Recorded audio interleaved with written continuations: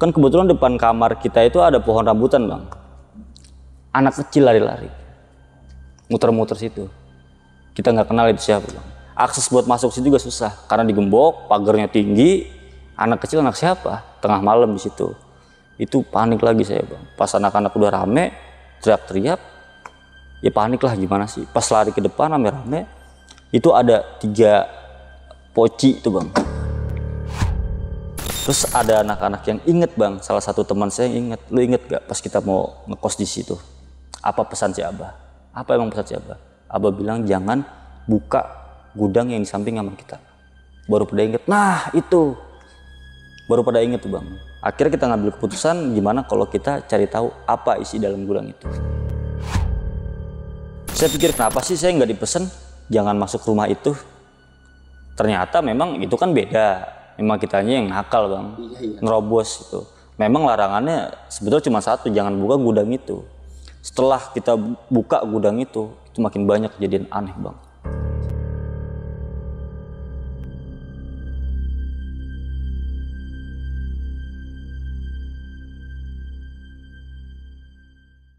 Assalamualaikum warahmatullahi wabarakatuh. Balik lagi bareng gue Ibnu Fitur Sidik di channel Timbul Misteri. Apa kabar teman-teman semua? Semoga senantiasa kita semua selalu diberikan kesehatan, diberikan kemudahan rezeki, serta diberikan kemudahan dalam segala urusan-urusan kita.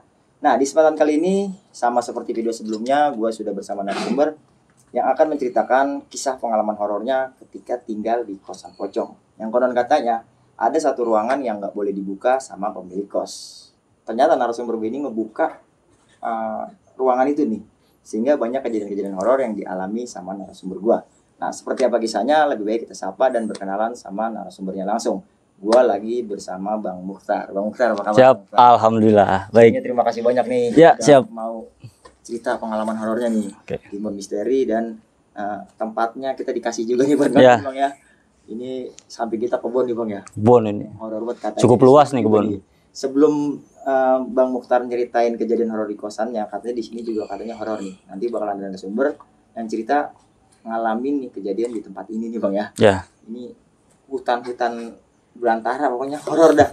Ini juga kita langsung di lokasi Bang ya. Ya, betul. Oke Bang. Abang ngekosnya tahun berapa Bang? Kurang lebih tahun berapa ya? 2016-2017 lah. 2016 sebelum pandemi ya? Sebelum pandemi. Oke. Bisa dikasih tahu nggak Bang? Spill sedikit lah. Daerahnya daerah mana? Kota Bekasi bang. Masih di Bekasi? Masih di Kota Bekasi. Oke. Tadi nih teman saya bilang katanya abang ini ngebuka satu ruangan yang nggak boleh. Ya, betul. Katanya kan ini dominan banget sama sosok pocongnya. Ya, betul. Itu kenapa nggak boleh dibuka ruangan itu? Kalau kenapanya sampai sekarang nih saya nggak tahu bang. Nggak tahu. Sampai sekarang saya nggak tahu kenapa. Cuma pas abang lagi transaksi kosan itu katanya satu ruangan. Satu ruangan itu nggak boleh dibuka sama yang megang kunci itu, sama yang jagain itu. Kenapa abang ngebuka? Ya penasaran bang. Soalnya makin kesini tuh makin banyak kejadian aneh gitu. Oke. Tapi tahan dulu ceritanya bang. Oke, siap.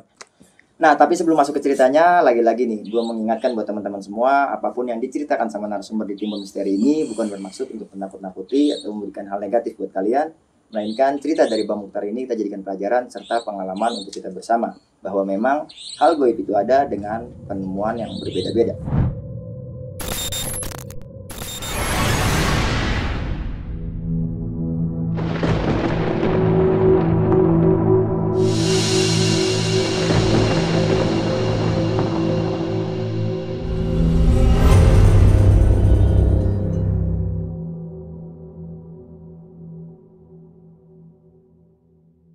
Sebenarnya awalnya gini bang, kita punya teman SMA nih, ini lagi zaman SMA ya. Oke. Teman SMA yang benar-benar dia memang dari seberang, dari luar lah, dari pulau seberang. Dia nggak punya saudara di sini bang, memang nggak punya saudara, nggak punya tempat tinggal. Gitu. Akhirnya kan dia numpang nginep di rumah kawan. Jadi gantian tuh bang, seminggu di rumah ini, seminggu di rumah ini, seminggu di rumah ini, rolling gitu. Terus agak sedikit resah juga orang tua karena agak keganggu lah, nggak bebas gitu bang. Numpang, ya. Betul, nggak bebas. Jadi ketawa sedikit aja kan berisik, apalagi mau main gitar, mau ngopi, ngerokok gitu kan. Akhirnya teman-teman semua ngambil keputusan buat ngekos aja. Gitu. Pas ngekos aja ya udahlah mulai cari, terus nggak lama dapet lokasi nggak jauh dari sekolah. nggak jauh dari sekolah. Nah, itu memang dari awal udah agak sedikit aneh nih Bang tempat. Kita udah sadar ini tempat agak sedikit aneh karena bangunan agak tua Bang. Bangunan lama. Terus banyak pohon-pohon besar gitulah, kayak pohon pisang paling banyak sih Bang. Pohon pisang, pohon duren, pohon kecapi, pokoknya pohon-pohon yang tinggi lah. Jadi kebun-kebun dulu. Di belakang ternyata banyak kebun tuh Bang. Dari depan cuman tanah doang luas kayak parkiran gitulah. Tapi bangunan memang bangunan tua gitu. Terus ada banyak pertanyaan juga Bang dari yang megang kosan itu, yang dipercaya sama yang punya kosan itu. Aki-aki sih Bang. Aki-aki sama nenek-nenek lah yang yang jagain kosan itu kan. Ditanya, "Kalian dari mana?" gitu. "Saya dari sekolahan ini Pak," gitu, yang dari Kota Bekasi Bang. "Memang kenapa ngekos gitu kan? Emang nggak punya keluarga di sini?" Saya ngomong tuh Bang, "Mohon maaf Bah, ini memang teman saya di sini nggak punya keluarga, nggak punya saudara. Memang teman juga baru pada dapat ini kan, pengen nyari tempat tinggal Bah yang nyaman buat belajar gitu kan." Ya udah, akhirnya dikasih lihat tuh kamar satu persatu tuh Bang. Kebetulan saya dapat kamar di pojok yang ternyata di situ ada gudang yang nggak boleh dibuka Bang. Gitu. Ini agak-agak ngeri juga nih, merinding sih nih Bang. Nah, terus karena memang kita kan di situ laki semua tuh Bang, yang cuman pada ngopi, main gitar, ngerokok gitu kan. Tapi ada beberapa tempat yang udah kisi Bang. Ada beberapa Luas, tempat Bang, bangunannya luas, cuman ada satu lantai doang tapi. Tapi rumahnya kelihatannya kayak ada dua Bang. Jadi dari sini kita pintu masuk sebelah kanan nih Bang. Saya kira itu yang rumah sebelah kiri beda, ternyata nembus Bang. Oh, ada aksesnya juga. Ada akses juga. Dari kosan itu. Dan itu memang ruangan yang nggak boleh dimasukin juga. Jadi ada beberapa ruangan yang nggak boleh dimasukin tuh Bang. Nah, setelah itu juga saya sering tuh Bang, kalau misalkan malam nih ya, pas udah masuk ya, malam itu jam 2 malam itu Bang, tepatnya kurang lebih jam 2 malam, di loteng itu kayak ada suara Bang. Kayak ada suara jalan berat gitu, kayak kalau tikus kan enteng cepet gitu kan. Tapi ini suaranya jelek gitu Bang. Kalau kita bayangin kayak orang ngerambat gitulah. Pelan-pelan tuh. Nah, terus saya masih biasa aja lah. Teman-teman juga udah biasa aja karena memang ini udah lama nih mungkin nggak ditempatin gitu. Terus karena memang ramai juga, jadinya ya pada biasa aja. Kan ada fasilitas juga kan kayak lemari gitu kan. Oh, udah ada. Ada di situ lemari Bang. Nah, saya buka di dalam lemari itu ada konde itu Bang. Yang rambut di rambut sinden. Betul. Ada tusukannya juga Bang. Teman saya ada yang takut banget sama itu. Saya kasih lihat konde, saya lempar, lari langsung. Katanya memang dia takut sama itu-ituan, sama gitu-gituan. Terus di kasur itu ada lacinya tuh Bang. Saya buka laci itu, ternyata ada kacamata tapi kacanya doang Bang. Kacanya doang nempel, ternyata nempelnya itu darah Bang. Saya sempat tanyain itu, "Bah, ini kenapa nggak dibersihin ya?" Gitu, kemarin kan saya mau ngekos di sini gitu. Katanya udah dibersihin, kok ini masih ada kotoran ini. "Oh, biarin, itu jangan dibersihin." "Loh, kenapa?" "Nggak apa-apa, emang itu udah lama di situ. Udah, kamu lanjut aja, udah tutup aja." Tuh Bang katanya. Akhirnya ya udah, anak-anak ngambil keputusan tinggal di situ. Tapi sambil tanda tanya, ini kenapa kok nggak boleh dibersihin, dan juga itu kan kaca tuh Bang ya, kacamata. Kenapa kacanya doang dan nempel sama darah? Ada apa gitu? Ya, hal kecil nggak dibuang gitu. Nah, itu dia yang harusnya ambil, lu buang, lu sikat, bersihkan gitu ya. Kelar ya. Kelar, tapi dia nggak boleh. Nah, gua nggak ngerti tuh Bang kenapa tuh. Terus pas masuk juga dikasih peringatan, kalian jangan buka gudang yang ada di samping kamar kalian. Oh, gudang itu dempetan. Gudang itu dempetan Bang. Jadi agak lorong sedikit lah, pokoknya paling deket kamar sama kamar kita Bang. Gudang itu. Anak-anak juga pada heran, kok kenapa? Saya juga heran, saya tanya langsung, "Kenapa Bah, kok nggak boleh dibuka?" gitu kan. "Nggak apa-apa, di situ banyak barang-barang berharga." Katanya gitu. Pesan dari Pak Haji yang punya kosan ini, jangan dibuka karena banyak barang berharga. "Oh, oke Bah, baik, siap." Gitu. memang ternyata pintunya digembok bang. Itu digembok, memang benar-benar nggak boleh dibuka lah. Itu digembok, ya udah kita ngejalin aktivitas biasa, begadang malam gitu kan.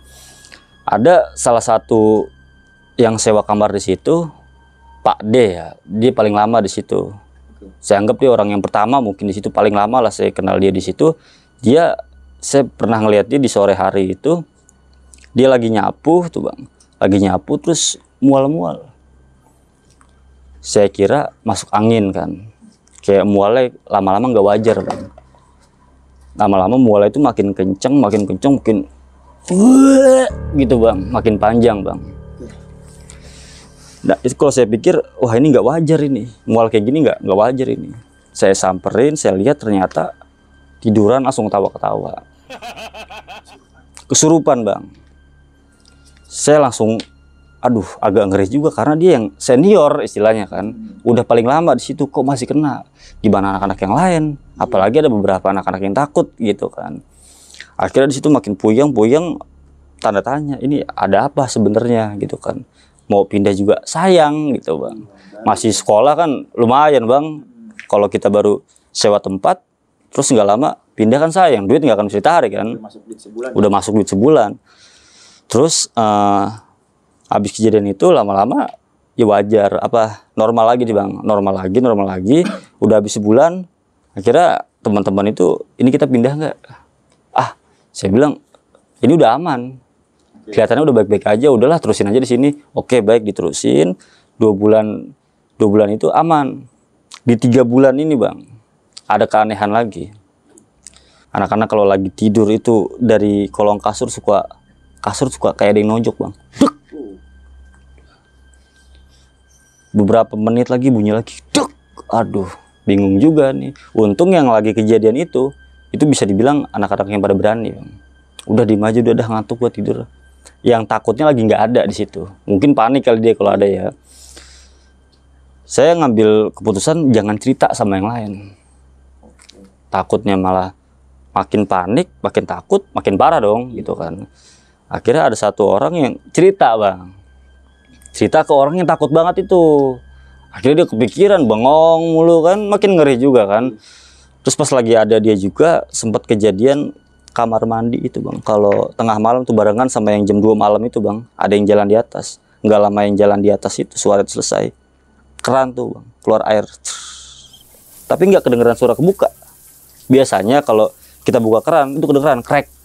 Tapi ini nggak kedengeran suaranya, air ngocor. Lumayan tuh durasinya. Wah, jantung buak, panik banget bang. Panik banget dah itu. Kayak apa tuh, malah tengah malam kita mau keluar juga sepi gitu kan. Iya bang, survei. Takut bang, di mail udah rame-rame situ dah di kasur. Padahal kan kamar mandi seberangnya doang. Iya. Cuman pintunya ketutup sedikit, kerannya nggak kelihatan, adanya di balik tembok itu kan. Ya udahlah, diem aja gitu. Besok-besok gimana nih kan? Bingung lagi tuh bang. Bingung lagi, kok nih makin horor gitu kan. Lama-lama rutin bang. Suara kejadian kayak gitu tuh rutin, kayak keran terus sama yang tembok itu kasur dipukul itu rutin tuh bang. Setiap minggu sekali itu, yang di waktu yang 3 bulan itu ada yang pindah bang, keluar. Apa mungkin mereka ada kesibukan di luar, atau memang udah nggak betah, atau memang habis lah kontrak di situnya kan. Pokoknya banyak lah yang keluar, sampai akhirnya saya tinggal berdua 2 kamar situ. Saya ini sama teman-teman, sama Pak D yang lama itu. Tinggal 2 penghuni lah. Tinggal 2 penghuni bang di situ, ngejalanin aktivitas biasa. Nah, terus ada satu karyawan pabrik yang dekat sama kosan itu mau ngekos di situ. Itu dia sama perempuan bang, bilangnya ke yang jaga itu, si Abah itu bilangnya istrinya bang. Bilangnya istrinya, ini ada kejadian horor lagi nih. Bilangnya itu istrinya. Akhirnya ya dipercayain aja sama Abah itu, nggak diminta surat nikah, KTP apa segala macam. Mulai dari situ bang, di malam pertama itu horor banget tuh bang. Tepatnya jam 12 ke atas, kurang lebih jam 1-an tuh bang. Itu ya nggak tahu lah dia ngapain di dalam situ kan. Kita kan lagi di dalam rame pada ngopi gitu kan. Tiba-tiba ada suara teriak kan, kencang banget bang teriaknya. Wah gitu, tolong. Kita keluar semua dong dari kamar. Ternyata pas kita keluar kamar itu di ujung itu bang, di bangku, perempuan tuh bang, yang rambutnya panjang, bajunya putih semua, tapi tinggi bang, tingginya kayak bukan orang. Waduh. Itu ngeliat semua berarti? Ngelihat semua bang. Posisi gini bang, duduknya gini nih. Itu posisi duduk aja kayak berdiri bang, tinggi banget bang. Kita panik mau kemana, mau ke depan juga. Akhirnya masuk bareng-bareng, jebret. Dia masih tolong. Akhirnya dia lari itu bang. Saya denger lari lewat depan kamar saya, lari kenceng banget. Saya kira udah aman. Ternyata yang katanya suaminya itu masih di kamar itu bang. Dia nggak keluar. Pas kita pengen samperin dia, kan kebetulan depan kamar kita itu ada pohon rambutan bang. Anak kecil lari-lari, muter-muter situ. Kita nggak kenal itu siapa bang. Akses buat masuk situ juga susah karena digembok, pagarnya tinggi. Anak kecil anak siapa? Tengah malam di situ. Itu panik lagi saya bang. Pas anak-anak udah rame, teriak-teriak, ya panik lah gimana sih. Pas lari ke depan rame-rame, itu ada 3 poci itu bang. Itu ukurannya tinggi banget bang. Tinggi, gede, kayak double ukurannya bang. Kayak ukuran 2 orang tapi dia cuma 1 gitu. 2 kali manusia. 2 kali manusia, tapi ada 3 bang. Posisinya di pojok semua, sama di pohon tuh. Berdiri aja gitu kan. Wah itu pas saya udah lari ke depan tuh. Lari ke depan rame-rame. Akhirnya saya malam itu nggak pulang. Ngambil keputusan besok kita nggak sekolah. Kita harus mastiin ada apa di situ sebenarnya. Nah, terus ada anak-anak yang inget bang, salah satu teman saya yang inget. Lu inget gak pas kita mau ngekos di situ? Apa pesan si Abah? Apa emang pesan si Abah? Abah bilang jangan buka gudang yang di samping kamar kita. Baru pada inget, nah itu. Baru pada inget tuh bang. Akhirnya kita ngambil keputusan gimana kalau kita cari tahu apa isi dalam gudang itu. Itu banyak kejadian aneh lagi tuh bang. Akhirnya pas besoknya kita ngambil keputusan nggak sekolah, kita survei ke situ. Kalau siang-siang itu sepi bang, karena memang yang baru itu kan udah pergi kan, yang ketakutan karena ada poci banyak itu kan dia udah pergi, sama si Pak Ade itu memang dia juga lagi kerja. Si Abah tinggal nggak di situ, tapi di seberangnya. Jadi cuman 1 kamar itu doang, kita doang bang. Kita akhirnya liar deh di situ. Kita buka gudang itu, digembok tuh bang. Cari akal gimana lah, pakai apa itu namanya itu, garpu lah apa gedik gitu kan, tapi silent, jangan sampai kedengar. Kita main rapi kan. Pas kita buka di dalam ternyata banyak pusaka bang. Banyak pusaka kayak semacam kris, terus kayak batu-batuan gitu kan, sama konde itu juga ternyata banyak di dalam bang, banyak bang. Wah itu aduh, itu lebih parah lagi tuh bang. Ini bangunannya rapi ya, kondisi kamar itu rapi? Kondisi kamar rapi bang, kayak semacam kamar terawat. Tapi itu tembok memang saya nggak tahu kenapa ya warnanya itu sama bang, hijau semua. Sama ada ukiran-ukiran kayak apa tuh bang, ratu-ratu yang di, gitu. Nah kayak gitu-gituan tuh bang. Ada ukiran-ukiran kayak gitu banyak tuh. Nah pas saya masuk itu nggak semuanya masuk bang, ada beberapa yang jaga di depan karena kalau ada orang kasih tahu biar kita nggak ketahuan. Kita bongkar semua, kita bongkar dalamnya isinya apa. Ternyata di dalam itu bang ada kumpulan tanah, kayak tanah-tanah kuburan gitu bang, di pojokan adanya, di samping lemari itu posisinya ya. Tanahnya sih lumayan bang, kayak bentuk sebaskom gede lah. Tapi adanya di bawah, rapih gitu kan. Dan di lemari itu, pas saya buka, wah itu banyak. Kondenya itu ukurannya nggak 1 bang, tapi kayak ada yang kecilnya, ada yang sedang, ada yang besar.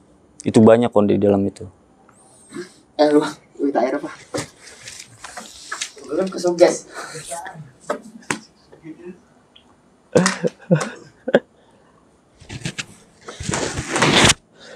Aduh. Berarti apa buka tuh? Saya buka bang, aduh sakit kepala saya nih. Ini kayaknya nggak enak ya, suasananya. Lanjut gitu bang? Lanjut ya? Nih jam 1.20 setengah 2. Ini di momen-momen yang abang ceritain dulu nih Bang Jujur. Itu saya baru ingat di jam-jam segini emang kejadian. Setengah 2. Jam 1, jam 2. Kalau jam 3 udah ada suara motor lewat kan. Jam 12 ke atas memang udah sepi bang. Baru ini nih gue setting begini nih. Oke. Penasaran nih, lanjut bang. Abang masuk tuh. Masuk nemu konde di lemari itu bang. Konde yang ukurannya kecil, ukuran sedang sama ukuran gede. Itu konde satu keluarga apa gimana sih nggak ngerti itu bang. Sampai sekarang saya kalau inget itu saya nggak paham itu maksudnya apa. Dan ada apa di situ. Yang saya tahu di situ kosan bangunan lama, nggak mau upgrade sampai sekarang. Terus ada benda-benda kayak gitu. Sampai sekarang tuh masih ada tuh bang. Dan yang tadi saya bilang, saya lihat ada 2 rumah ternyata nyambung kan. Itu saya masuk juga bang ke ruangan itu. Masuk ke ruangan itu ternyata banyak cermin bang. Banyak cermin sama hordeng-hordeng jadul tuh. Yang itu dipasang tapi saya bingung maknanya buat apa. Itu dipasang kayak seakan-akan berbentuk ruangan. Kayak ini rumah sakit abang tuh kan ada hordeng kotak gitu, pembatas gitu. Pembatas semacam kayak gitu bang. Tapi di dalam ruang itu nggak ada isi apa-apa. Aneh lah ya. Aneh lah itu fungsinya untuk apa? Itu yang saya bingung. Apa bakal bedah? Apa bakal apa kan? Nah di situ ternyata paling banyak bang markas, istilahnya markas dari benda-benda pusaka mungkin ya. Saya pikir kenapa sih saya nggak dipesen jangan masuk rumah itu. Ternyata memang itu kan beda. Memang kitanya yang nakal bang. Iya. Nerobos itu. Memang larangannya sebetulnya cuma satu, jangan buka gudang itu. Setelah kita buka gudang itu makin banyak kejadian aneh bang. Setiap malam itu kejadian aneh bang. Sampai satu persatu anak-anak ya udah nggak kuat. Barang-barang hidup situ nggak kuat. Sampai ada yang sakit bang. Kurang lebih sebulan lah itu sakit. Yang terlalu takut itu. Mungkin karena dia terlalu mikirin kan ya sehoror itu gitu bang. Akhirnya dia sakit selama sebulan merembet tuh bang. Yang satu nggak mau nginep, sampai kurang lebih sisa 4 orang. Kurang lebih sisa 4 orang. Di situ udah mulai ngeberaniin diri aja. Mau lu ada apa kek, mau lu keran nyala sampai setoran penuh kek istilahnya kan. Mau lu yang lewat di atas lari-lari satu pasukan bodo amat gitu kan. Salon lah ya. Salon lah udah begitu mah bang. Mau bagaimana lagi bang? Masa kita harus keluar tengah malam pindah tempat tidur kan ngeganggu juga kalau kita ke rumah, ngeganggu keluarga juga kan posisi kita masih sekolah.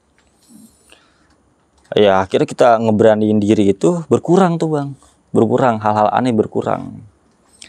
Tapi ada salah satu teman saya yang nekat bang, bakar konde salah satu itu bang.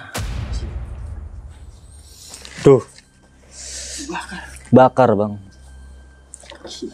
Kita ngebakarnya di ujung pas bawah pohon duren kalau nggak salah, ada pohon duren tuh bang. Kalau untuk jarak ke pohon pisang agak jauh.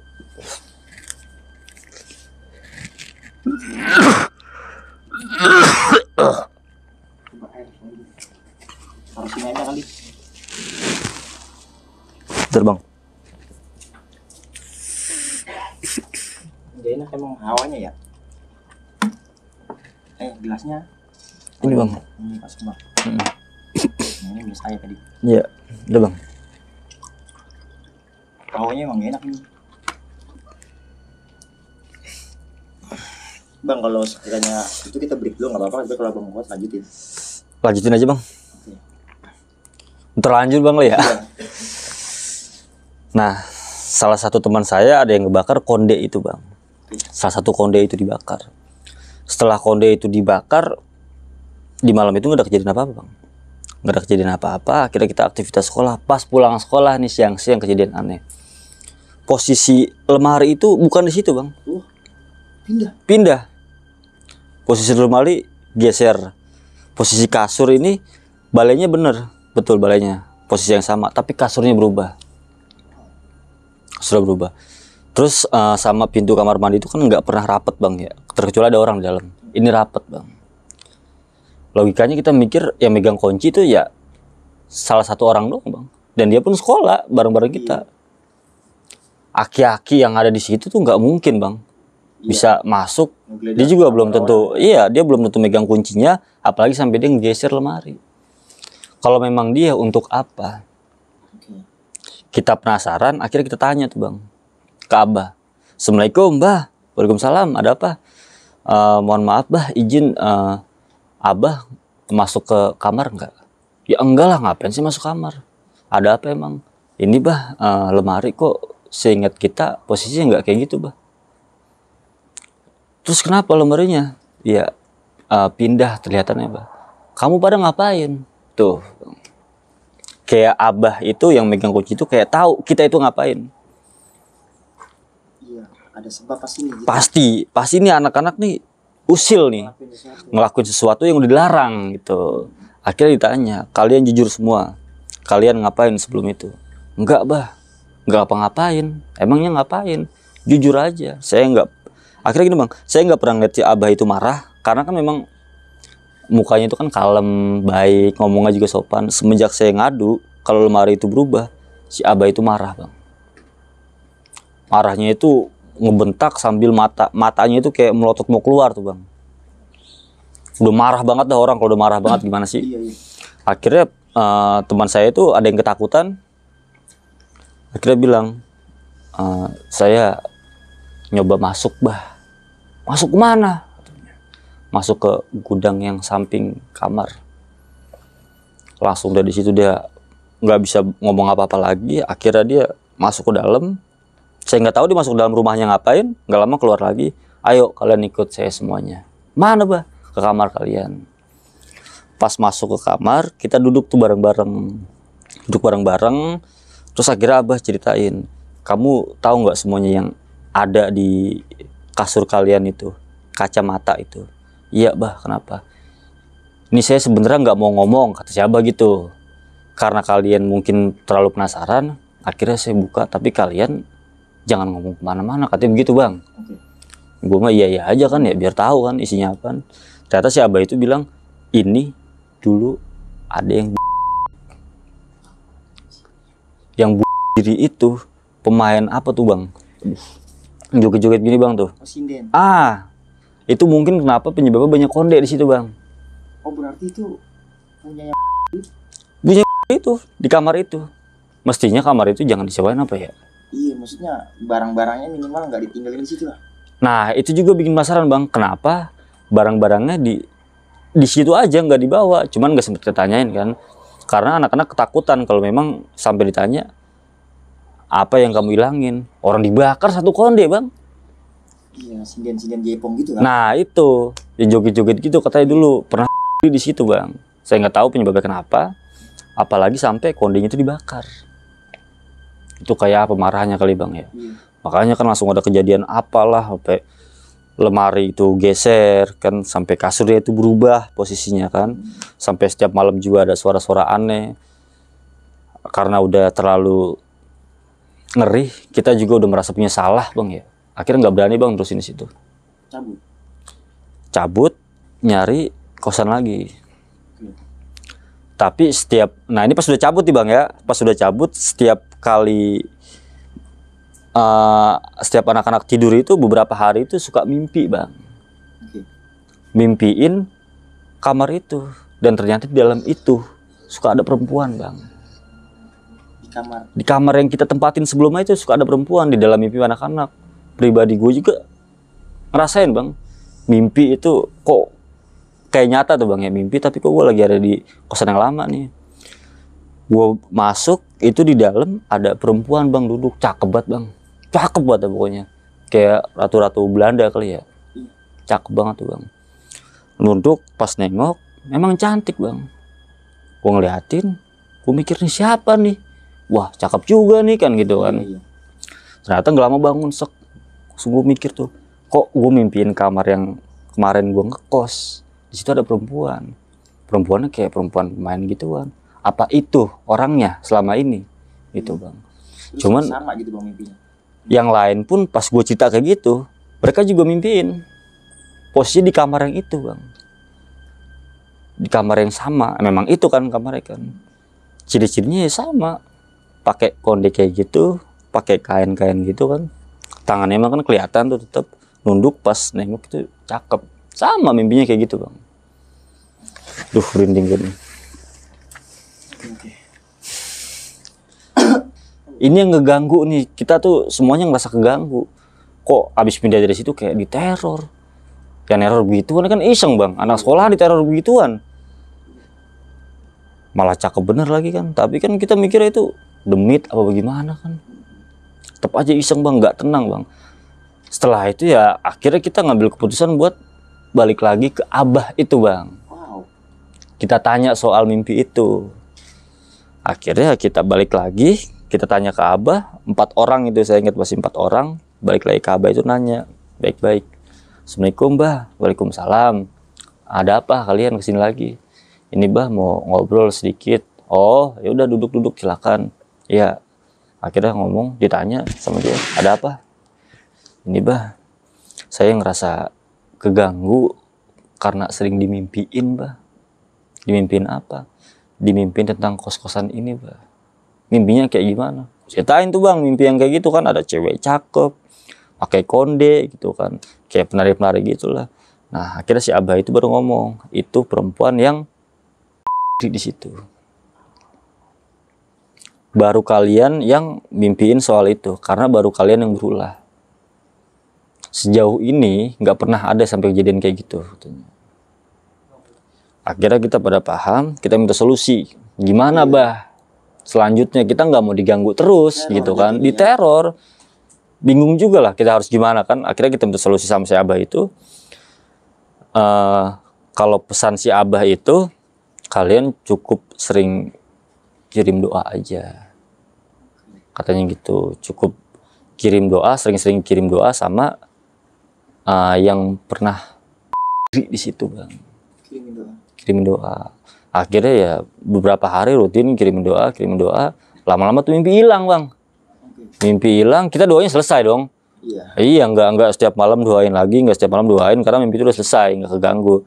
Nah setelah itu kita punya adik kelas sama nih bang, datang juga. Dia nanya, bang, kira-kira di sini ada tempat penginapan nggak gitu, kos gitu kan, atau kontrakan yang murah?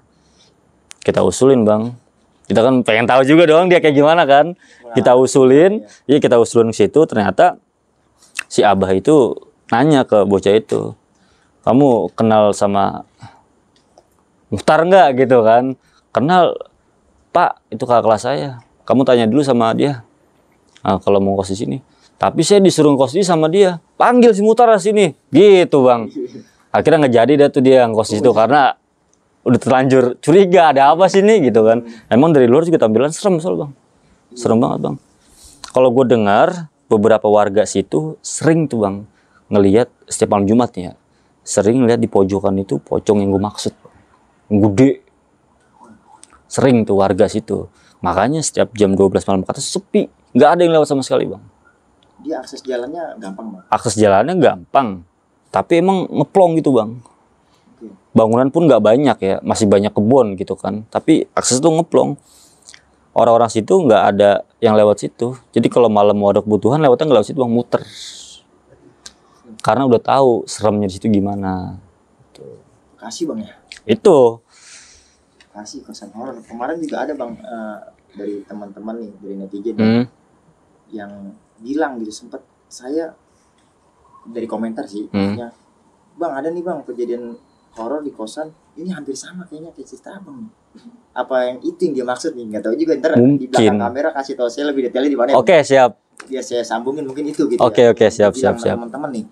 Nah bang, berarti ya saya ketipu juga nih, berarti bukan dominan pocong bang ya? Bukan dominan pocong, cuman sering terlihatnya itu pocong besar kalau banyak. Saya sambungin bang dari, maksudnya gini, kalau memang si sinden itu bilang sinden ya ada di kamar itu, dia mengakhiri hidupnya bundir lah ya, di dalam kamar itu. Nah lantas di gudang sama di rumah yang nggak boleh dibuka ini kok sama ada konde. Apa dulunya itu ada satu pentas seni sinden yang dikosin di situ, atau pemilik kosan ini ketua sanggarnya? Nggak, gini bang, gue belum ceritain juga ya. Ternyata si sinden itu masih ada hubungan saudara sama yang punya kosan itu bang. Pak Haji. Jadi dia tuh kayak dikasih, udah nih lu jagain tempat gua. Gitu. Makanya nyambung, hampir semuanya itu mungkin didesain sama dia bang. Ditempatin sama dia, tapi yang punya bukan dia. Mungkin Pak Haji itu sebagai om atau uak atau apalah, gua ngerti. Pokoknya dia masih bagian keluarganya, Bang. Diamanahin sama itu. Awal kayak gitu, Bang. Iya, makanya masanya nyambung ya. Nyambung ya. Sama yang ruangan nggak boleh dibuka ya. Ruangan boleh dibuka. Ini ada konde juga.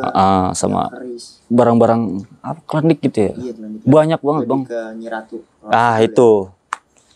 Wow, itu sih horor banget itu. Itu, Bang. Baru ini sih nemuin cerita kosan kayak begini nih. Sampai sugestinya juga kuat. Apa sayanya ngehalusinasinya terlalu dalam kali ya. Oke, Bang. Abang tahu nggak? Nanya gitu. Kalau memang abang tahu ya abang kasih. Kalau memang abang keberatan juga nggak usah dijawab, nggak apa-apa gitu. Oke. Penyebab si perempuan ini. Kalau itu saya belum pernah tanyain, Bang. Soal itu. Yang saya tahu cuman yang itu sinden, bagian dari keluarga yang punya kosan. Cuma itu aja. Atau penyebabnya. Bahkan saya masih tanya sama konde yang kecil ukurannya. Oh, yang kecil ya? Itu yang di dalam gudang yang nggak boleh dibuka, kan ada yang kecil, ada yang besar, ada yang sedang tuh. Sama yang anak kecil lari-lari pas malam kejadian waktu itu di Pohon Rambutan. Itu saya tanda tanya, Bang. Apa memang satu keluarga bareng-bareng gitu kan pindah alam? Kan saya nggak tanyain soal itu, yang saya tanyain soal siapa sih ini sinden ini gitu loh. Kok segini nerornya, ada apa gitu. Cuma itu aja yang saya tanyain di situ sih. Salon juga sih abang sama teman-teman ya. Ya mau kagak mau, Bang, cuma kalau sendiri mah kagak berani juga. Abang nggak curiga nih sebelum abang jujur terus itu apa gemboknya rusak, pintunya rusak gitu? Si Abah sempat cari tahu nggak gitu? Enggak, karena Abah jarang ke ruangan itu. Kita kan pantau juga, Bang. Berarti ketahuinya pas ketika abang ini pada ngaku. Baru udah diserupai, wah beneran nih bocah. Mungkin pikirannya bocah batu kali, pada dibilangin gitu kali ya. Pas diserupai bener, gembok rusak, bahkan lemari pun itu ada yang belum kita tutup, Bang. Yang dalamnya isinya konde mulu. Iya. Udah bangetan puyeng, Bang, udah takut banget udah. Ya bagus, terornya nggak berkelanjutan nih, Bang. Maksudnya sebatas minta doa gitu. Minta doa, itu arahan dari si Abah itu aja. Kirimin doa buat yang kamu mimpin itu. Bagus juga sih cerita nih. Buat difilmin, Bang. Ya, bagus tuh, Bang. Iya. Gokil sini. Wow, horor. Nah, terus dari pihak Pak Haji, Bang. Pihak Pak Haji, ya Pak Haji juga pun sempat ngomelin atau gimana gitu. Kalau Pak Haji, info yang saya dapat dari si Abah itu nggak pernah kontrol itu. Jadi 100% diserahin ke Abah. Tolong jagain, urusin gitu. Bayaran pun kita bayar ke Abah. Nah, untuk biaya, Bang. Apa tuh? Murah atau mahal di tahun itu? Di tahun itu menurut saya itu murah, Bang. Berapa tuh? Biasanya kosan itu di tahun saya itu 500 ke atas ya. Oke. Ini harganya cuma 300, Bang. 300. 300. Itu udah ada isinya ya. Ada isinya, ada lemari, ada kasur, ada meja kaca, lengkap dah. Pokoknya nyaman dah. Untuk bangunannya gede, Bang? Bangunannya luas, Bang. Satu rumah itu maksudnya. Satu rumah itu ada beberapa kamar, ada 1 2 3 4 5 6 8, Bang. 8 kosan berarti. Tapi di lorong khusus kita itu cuman 2. Kamar saya nih sama depan. Nah, belakangnya baru tuh gudang yang nggak boleh dibuka. Nah, mungkin nggak banyak nih, Bang, pertanyaan saya. Dari pihak yang apa tuh yang kesurupan tuh, yang Pak D lebih lama di situ. Nah, itu dia kan kesurupan tuh. Ada nggak kata-kata yang diucapin sama dia yang menjerumus ke teka-teki ini semua gitu? Nggak ada, Bang. Jadi nggak ada kesurupannya, cuman aduh, saya kalau inget merinding juga nih. Mukanya itu kayak muka apaan, Bang, ya? Melotot. Iya. Terus tiduran nggak pakai kaos tuh, pakai kolor doang tuh, lagi nyapu sore-sore, Bang. Tiba-tiba tiduran telentang gitu sambil gini, kejang sambil teriak. Wah. Yang saya heran di situ ada Ustadz datang, Bang. Ustadz tiba gini doang, Pak D, istighfar, Pak D. Serupa suruh istighfar. Iya. Itu saya lucu tuh, Bang. Bagaimana mau istighfar dia lagi kesurupan kan? Pak D, istighfar, Pak D. Wah, kagak keluar, tiba disuruh istighfar. Masa mau disuruh istighfar? Kalau dia istighfar beneran kagak keluar gimana kan? Akhirnya dipanggil lagi Ustadz yang lebih jago kali ya. Upgrade. Itu. Istilahnya dia baru nongol jin udah pergi, setan udah pergi gitu kan. Cuman pas dipanggil Ustadz yang lebih jago itu, kita semua ke belakang, nggak mau ngeliatin, serem, Bang. Iya, teror parah ya. Parah gitu, Bang. Nah, setelah kejadian Pak D yang kesurupan itu, dia nggak pernah lagi pulang, jarang pulang. Dia tinggal di pabrik, nginep di sana gitu. Dia sendiri, Bang? Dia sama Bu D, istrinya tuh. Iya, tapi istrinya suka jualan-jualan minuman di pabrik. Oh, dagang di dagang. Ikut suaminya. Ikut suaminya. Iya, makin sepi. Jadi di kosan itu cuma kita doang, Bang. Iya. Berarti untuk di kalangan warga situ tahu bang ya, berarti dulunya ada kejadian Tahu. di situ. Cuman ya entah kenapa warga situ nggak ada yang buka suara untuk tolong dong rubah bangunan ini, serem. Iya mungkin ya karena usaha orang kali bang, gak mau ikut campur. Dan Oh iya mungkin. speak up, ngasih tahu pemilik penghuni kosan itu kan nanti jadi nggak betah di situ. Iya sih betul, jadi kasihan juga kan, berhambat juga kan. Di keep aja lah yang mungkin Iya. ya, buat kalau usaha orang gitu ya. Itu dia. Oke Bang Mukhtar, terima kasih banyak. Ya, siap. Pengalamannya horor banget sih ini. Sampai host ke bawah suasana. Ya. Enggak mungkin karena kita di luar kali beda ya eksistensinya ya. Mungkin bang, kita juga ngerasanya beda soalnya kok. Pisang mulu kan. Emang ini kebetulan kebun luas bang. Iya, apalagi ditambah ya masih satu wilayah sama kosan itu. Iya. Kan syutingnya di Bekasi. Iya. Bilang lokasinya di Bekasi ya mungkin ya. Ya. Kepanggil deket kan jadi. Oh, ngeri, udah lah kita tutup aja bang ya. Siap bang. Oke buat teman-teman semua, ini nih yang bisa diceritakan sama Bang Mukhtar. Tapi lagi-lagi buat teman-teman semua, bantu channel Tim Misteri dengan cara subscribe, like, komen, dan share biar gue terus semangat lagi mencari narasumber yang mempunyai cerita epik-epik seperti yang dialami sama Bang Mukhtar ini. Dan buat teman-teman nih, menyikapi video kemarin yang gue sempat ditantang buat uji nyali, gue jadi udah koordinasi nih ke Bang Andri, namanya Bang Andri Stephen, buat uji nyali di tempat kosan pocong dia nih, dan katanya dia lagi sibuk servis customer AC-nya. Jadi gua ngatur jadwal dulu dan insya Allah di minggu-minggu ini gua bakal syuting buat uji nyali di tempatnya Bang Andre. Nah buat teman-teman semua pantengin channel Tempo Misteri karena banyak cerita epic yang dialami sama narasumber gua. Kiranya itu aja dan kurang lebihnya gua mau dibukakan pintu maaf yang seluas-luasnya. Akhir kata, gue Ibnu Fitro Siddiq dan Bang Mukhtar pamit undur diri. Wassalamualaikum warahmatullahi wabarakatuh. Bang Mukhtar, thank you Bang. Siap, sama-sama. Kalau bentar kasih tempatnya Bang ya. Siap.